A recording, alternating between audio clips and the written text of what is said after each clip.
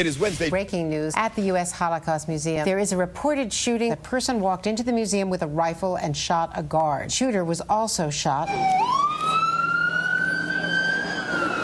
Both the security guard and the gunman were struck by bullets. There are the obvious questions. Who was the shooter? What was the motive? Is this a random thing? Was some political point? This man they've identified as James Winokur von Brunn, born in 1920, has a criminal past, expressed very strong anti-Semitic remarks and anti-government views. I would have to say this is part of the Obama effect. He's a unifying force for many Americans, but at the same time generated backlash of white supremacy. There are some who feel threatened. There's an African American in the White House, Jews and blacks at the highest levels of government. I walked in, told him there had been a shooting at the museum, obviously saddened by what has happened. Reminds me of a memo from the government warning. Intelligence assessment by Homeland Security earlier this year dealt with right-wing extremists. You have to see them in a somewhat different light. It does seem to be the act of an individual who had extremist views, someone who did have a military history. That was the element of the right-wing intelligence assessment. So controversial. A lot of blowback on Homeland Security. Yeah, there was blowback, and here we are. Our hearts, thoughts go out to the security guard and his family. The security guards performed exceptionally well. We want to thank the heroism. Some awful news. The officer who was shot by the suspect has passed away. This is the victim, Officer Stephen Tyrone John's statement just put out by the museum saying there are no words to express our grief and shock. The museum will be closed tomorrow in honor